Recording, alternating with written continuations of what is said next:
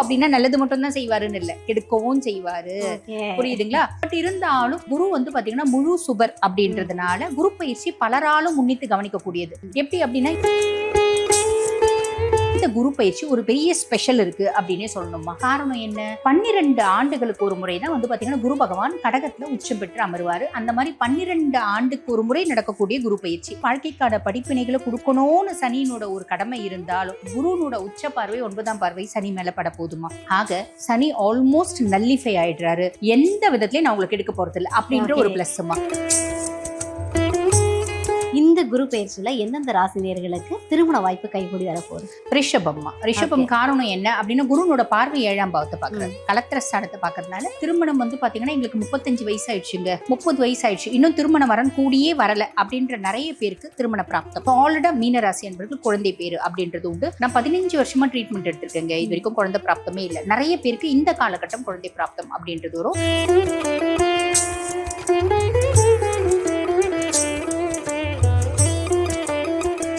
சரணம் நேயர்கள் அனைவருக்குமே வணக்கம்.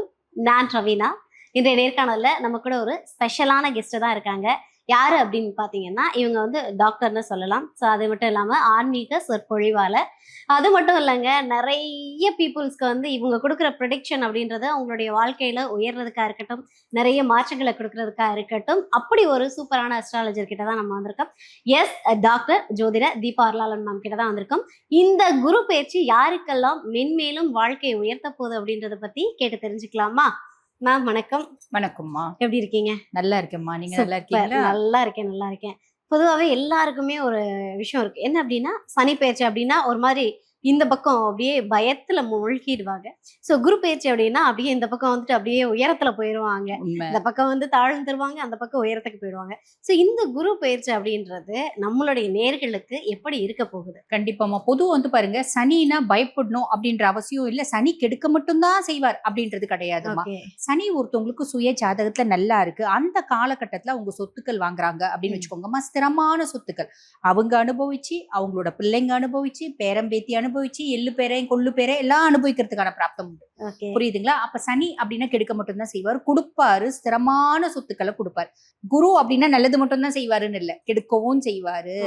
புரியுதுங்களா? பட் இருந்தாலும் குரு வந்து பாத்தீங்கன்னா முழு சுபர் அப்படின்றதுனால குரு பயிற்சி பலராலும் முன்னிட்டு கவனிக்க கூடியது.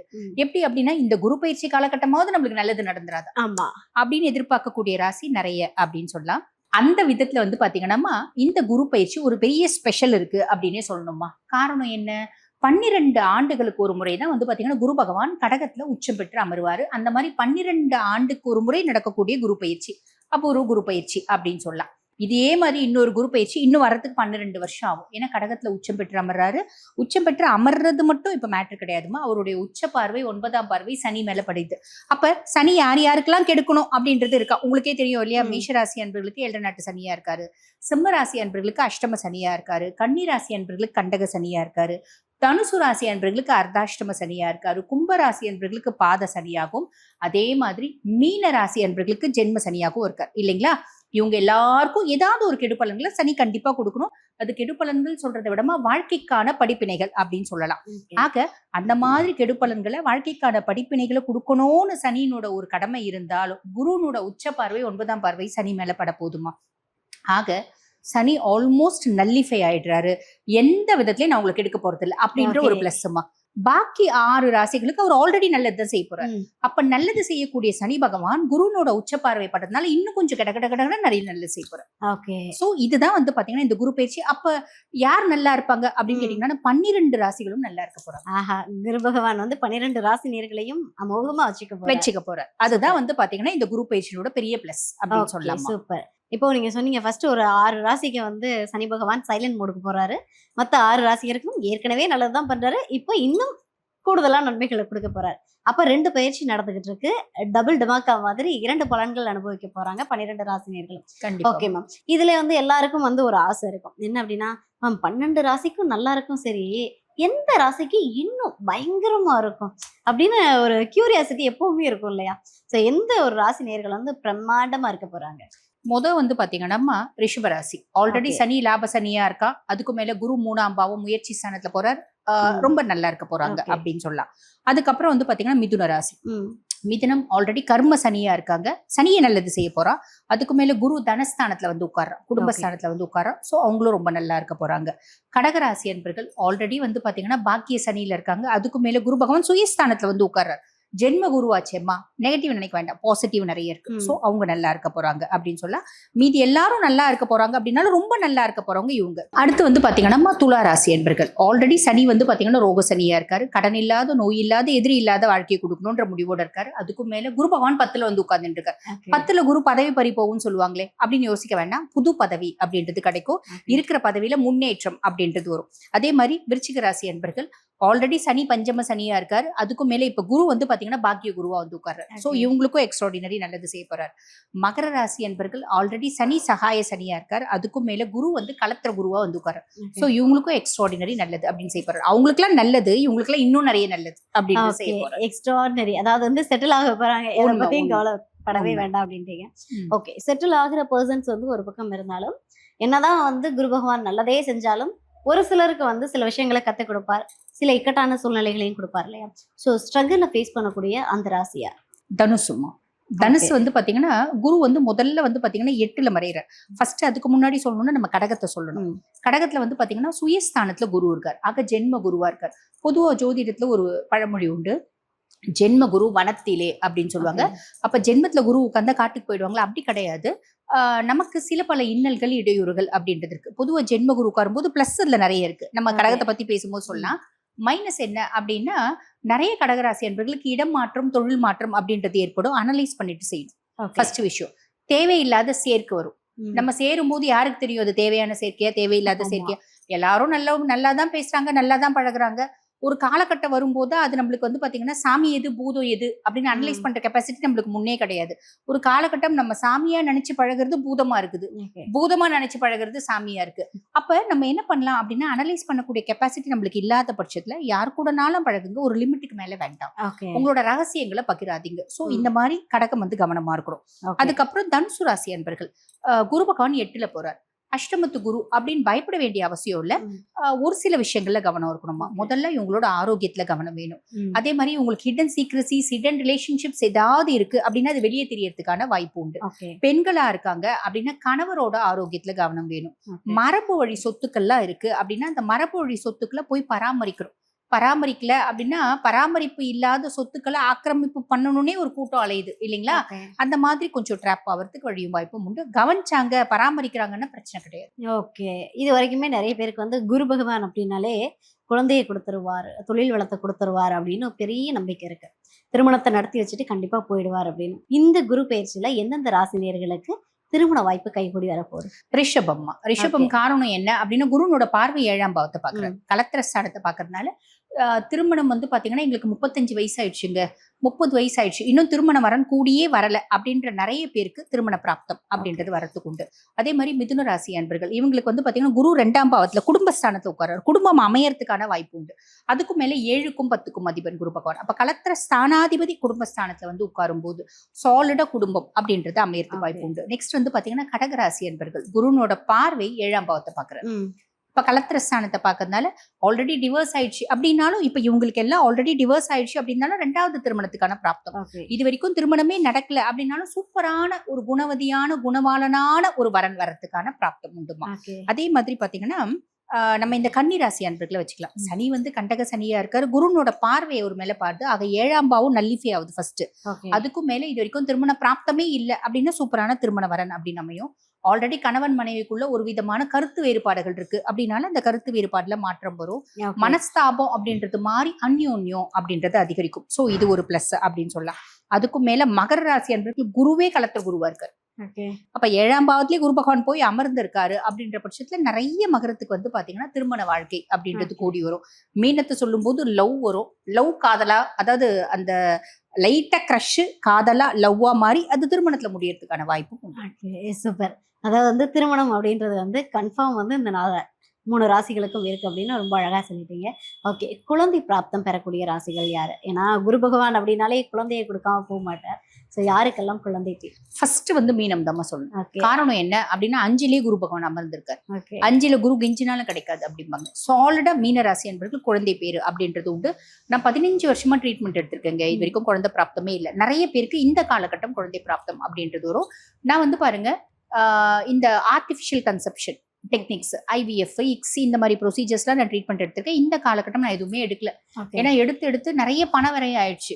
நிறைய வந்து பாத்தீங்கன்னா எங்களுக்கு மனசஞ்சலம் ஆயிடுச்சு. இப்ப கருத்தரிக்குமா அப்படின்னா இயற்கையான முறையிலே கருத்தரிக்கிறதுக்கான வாய்ப்பு உண்டு மீனராசி அன்பர்களுக்கு. அடுத்து வந்து பாத்தீங்கன்னா கன்னி ராசி அன்பர்களை சொல்லலாம். திருமணமாகி ரொம்ப நாள் ஆகுதுங்க, ஆல்ரெடி ஒரு குழந்தை இருக்கு, இன்னொரு குழந்தைக்காக நாங்க பிளான் பண்ணிட்டு இருக்கோம். இப்ப எல்லாரும் என்ன தெரியுமா யோசிக்கிறாங்க, குழந்தைன்னா 2 அட்லீஸ்ட் இருக்கணும், ஒண்ணுக்கு ஒண்ணு துணையா இருக்கும், ஒத்தையில பிள்ளைய விட்டு போயிடக்கூடாது அப்படின்னு.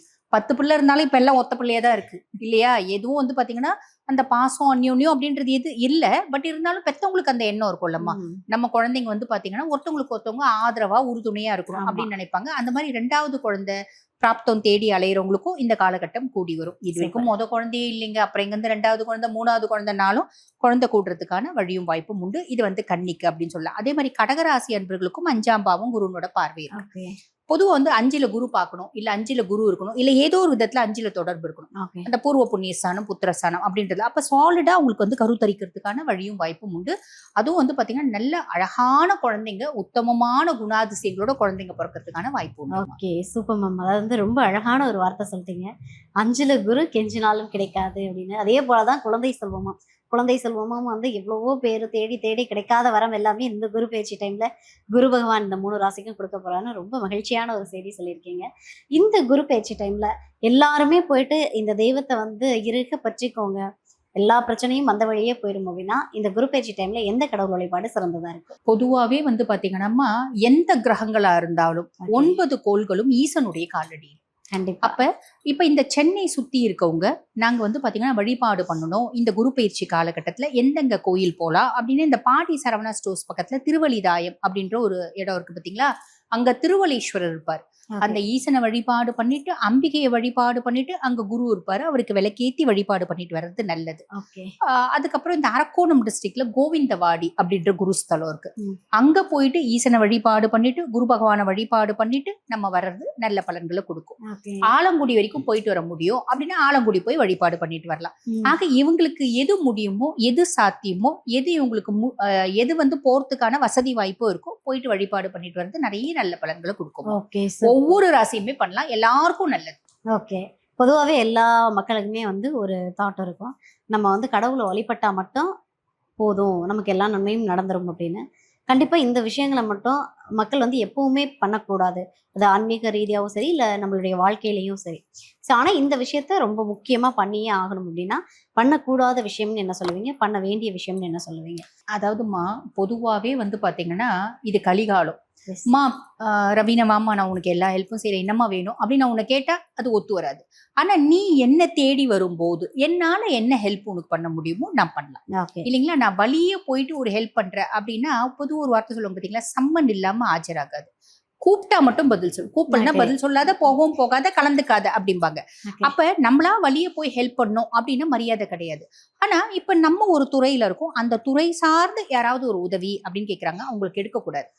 முன்னாடி நான் வந்து உனக்கு உதவி பண்றேன் அப்படின்னு சொல்லிட்டு பின்னாடி போயிட்டு அவங்களுக்கு எடுக்கக்கூடாது. இப்ப பொதுவா வந்து பாத்தீங்கன்னா ஒரு மான் இருக்கு, ஒரு மிருகம் அதை வேட்டையாடும் போது அது என்னதான் பின்னாடி இருந்து பதுங்கி வந்து புலி அடிச்சாலும் அந்த சாவும் தருவாயில அந்த மானுக்கு தெரியும் புலிதான் என்ன அடிச்சிச்சு, சிறுத்தை தான் என்ன அடிச்சிச்சு, சிங்கம் தான் என்ன அடிச்சிச்சின்னு தெரியும். ஆனா நம்ம மனுஷங்களுக்கு அப்படி தெரியுமா? நம்மள யார் அடிக்கிறாங்கன்னு தெரியாது. எந்த தொழிலையான வச்சுக்கோங்க, நம்மள பின்னாடி இருந்து அடிப்பாங்க, நேர்ல நம்ம கூட ஒரு வாழ்வாங்க. அந்த மாதிரி விஷயம் யாருமே செய்யக்கூடாதுமா, அது பெரிய கெட்ட கர்மாவை கொண்டு வரும். இந்த மாதிரி எதுலையுமே அதே மாதிரி ஒரு பொம்பளை பிள்ளை இருக்கு அப்படின்னு வச்சுக்கோங்களேன், அந்த பொம்பளை பிள்ளைய நம்மளுக்கு பிடிக்குதோ பிடிக்கலையோ, அவங்க அம்மாவை பிடிக்காம போலாம், அவங்க குடும்பத்தை பிடிக்காம போலாம், எத்தனையோ பக்கம் இருக்கலாம். ஆனா அந்த பிள்ளை வந்து இப்படி போகுதுன்னு வச்சுக்கோங்களேன், 4 பேர் கூட பழகுது, பேசுது, கெட்டு போட்டோம், சீக்கிரம் ஓடி போயிட்டோம் அப்படின்லாம் நினைக்கக்கூடாது. அந்த பிள்ளைய பார்த்தா நம்மளுக்கு தெரியுது அந்த பிள்ளை தப்பான விதத்துல போகுதுன்னு வச்சுக்கோ, ஏன் கண்ணு நல்லா இருக்கியா, அம்மா ரொம்ப கஷ்டப்பட்டு உன்னை வளர்க்குறாங்க, நீ ரொம்ப சமத்து, நல்லா படிப்ப, முன்னேறுவேன்னு அம்மா நம்புறாங்க, நல்லா படிக்கணும். யாவர்க்குமா முன்னும் போது ஒரு கைப்பிடி, யாவர்க்குமாம் பசுவிற்கு ஒரு வாயுரை, யாவர்க்குமாம் பேசும்போது ஒரு இன்சொல், யாவர்க்குமாம் இறைவருக்கு ஒரு பச்சிலை தானே அப்படிம்பாங்க. முடிஞ்ச வரைக்கும் உன்னால முடிஞ்சது 4 பேருக்கு செய். நீ உளுந்தடிச்சுலாம் செய்ய வேணாம். இந்த வார்த்தை சொல்றதுக்கு என்ன நம்ம என்ன கோடி ரூபாய் கொடுக்க போறோம்? எப்பயுமே குறை சொல்லக்கூடாது, முக்கியமா பெண்களை சொல்லக்கூடாது. அது அந்த பொண்ணா அது சரியில்லைப்பா, ஒத்த வார்த்தை போதும். ஒரு பொண்ணு சரியில்லைன்னா எந்த ஆங்கிள் வேணாலும் நம்ம அந்த பொண்ணு நினைக்கலாம் இல்லைங்களா? பெண்கள் வந்து பாத்தீங்கன்னா எப்பயுமே வந்து பாத்தீங்கன்னா சக்தியின் அம்சமா பெண்களை குறை சொல்லக்கூடாது. அதே மாதிரி நம்ம எதுவுமே செய்யல, சம்பந்தமே இல்லாம ஒரு கழுதை நம்மள வந்து தேவையில்லாம நீ அப்படி பண்ணிட்ட, நீ இப்படி பண்ணிட்ட, அதுவா போயிடுவ, இதுவா போடுவேன்னு சாபம் விடுது அப்படின்னா அந்த சாபம் அவங்கள ரிப்பல் ஆகும். நீ செஞ்சிருந்தா உனக்கு அது தாங்கும், செய்யல அப்படின்னா அது ரிப்பல் ஆகும். அந்த மாதிரி பொம்பளைங்களும் இப்ப நிறைய பேர் இருக்காங்கல்ல, சம்பந்தமே இல்லாம ஒருத்தவங்க நல்லா இருக்கிறது, நல்ல செழிப்பா இருக்கிறது, நல்ல புத்திசாலித்தனமா இருக்கிறது பிடிக்காம கூட அந்த மாதிரி யாராவது பேசுறாங்க அப்படின்னா கூட அது அவங்களுக்கே ரிப்பல் ஆகும். நீங்க ஐயோ இப்படி சொல்லிட்டாலேன்னு வருத்தமே படாதீங்க, ஆண்டவன் இருக்கான் அப்படின்னு சொல்லலாம். அதே மாதிரி எப்பயுமே தோத்து போகாதது என்ன அப்படின்னா நம்மளோட வழிபாடு. நம்மளோட வழிபாடு, உனக்கு என்ன தெய்வம் பிடிக்கும் அந்த தெய்வத்தினோட காலை சிக்கன பிடிச்சுக்கோ. ஐயோ எனக்கு தெய்வம் செய்யலையே அப்படின்னு வருத்தப்படாத. தெய்வம் செய்யல அப்படின்னா அதுல ஒரு காரணம் இருக்கும். ஒருவேளை உனக்கு செஞ்சா அதுல நல்லது நடக்காது, அதை இந்த காலகட்டத்துல கொடுத்தா உனக்கு காப்பாத்திக்க தெரியாது, உனக்கு அதனால பெரிய வந்து கெடுபலன்கள் இருக்கும், அதனால தெய்வம் அதை தட்டி கழிச்சிருச்சு. நிதர்சனமா நம்பு, நல்லதே நடக்கும். Super ma'am, super. ரொம்ப அழகா சொன்னீங்க. அதாவது கடவுள் வழிபாடா நீ எடுத்துட்டே இரு, எந்த காலத்துல உனக்கு அதை கொடுக்கணுமோ அதை கடவுள் அப்போ கொடுப்பாரு அப்படின்னு. கண்டிப்பா ரொம்ப அழகா நம்ம ராசி நேயர்களுக்கான பொது பலன்களை சொல்லியிருக்கீங்க.